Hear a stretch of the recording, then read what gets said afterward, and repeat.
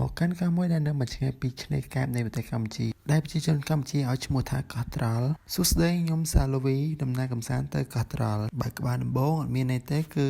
ហៅផាសអាប់ជិះទៅបេនឡានខ្ញុំបានទិញសំបុត្រឡានតាមបុកUber សម្រាប់សំបុត្រឡានបូកនឹងទុកទៅកោះត្រល់គឺ$34ក្នុងម្នាក់បន្ទាប់ពីចេញដំណើរពីទីក្រុងភ្នំពេញមកបាន3ម៉ោងខ្ញុំបានមកដល់ព្រំដែនកម្ពុជាវៀតណាមព្រះចាចូលវាយប៉ាសពតខ្លួនឯងដោយសារតែក្រុមហ៊ុនឡានអត់មានសេវាកម្ម VIP វាយប៉ាសពតទេសំខាន់ចូលដល់ខាងវៀតណាមវាយប៉ាសពតគាត់សុំកាហ្វេម្នាក់10000ទៀតបន្ទាប់ពីដូរឡានហើយក៏បានមកដល់កន្លែងចំណតទុកហើយក៏បានចំណាយពេលប្រហែលជា1ម៉ោងជាងម៉ោងកន្លះម៉ោង40នាទីហ្នឹងបានមកដល់ផែខាងកោះត្រល់សម្រាប់គោលដៅក្នុងថ្ងៃនេះទៅ Sunset City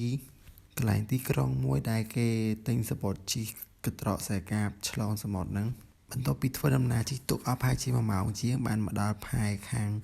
កោះត្រល់ហើយនេះកោះផែគេសម្រាប់អ៊ីនធឺណិតនៅទីនេះគឺខ្ញុំប្រើអ៊ីនធឺណិត roaming ដែលសេវាកម្មទូរស័ព្ទក្នុងស្រុកយើងហ្នឹងមួយថ្ងៃ$2សម្រាប់តាក់ស៊ីដែលជាពីកំពង់ផែទៅ Sunset City ហ្នឹងគឺតម្លៃជិត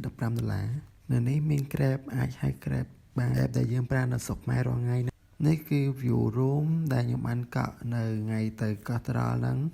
view ហ្នឹងជប់ឡើងមើលមានកញ្ចួចបាញ់មានអីនៅហ្នឹងស្អាតហើយនេះគឺកន្លែងគេជិះកត្រកខ្សែកាបហើយនឹងview ស្ពានហ្នឹងគេហៅអង់គ្លេសគេហៅ Kiss Bridge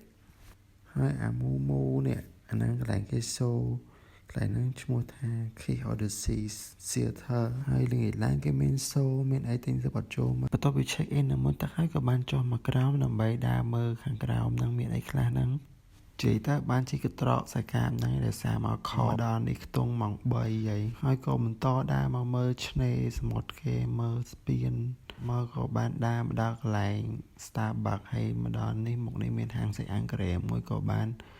ញ៉ាំអាហារពេលល្ងាចហ្នឹងមើលថ្ងៃលិចមកទៅហ្នឹងសាច់អាំងបែបកូរ៉េប៉ុន្តែគេមានលក់ភីហ្សាទៀតបន្ទាប់ពីញ៉ាំអាហារពេលល្ងាចហើយក៏បានដើរមើលនៅក្នុងក្រុងគេហ្នឹងហើយនៅនេះដែរដូចជាទីក្រុង private របស់គេព្រោះអត់មានឃើញប្រជាជនក្នុងតំបន់ផងពីច្រើនឃើញជាភ្ញៀវទេសចរទាំងអស់ហើយក៏បានបន្តដើរមើលនេះមើលនោះទៅក៏បានមកដល់កន្លែង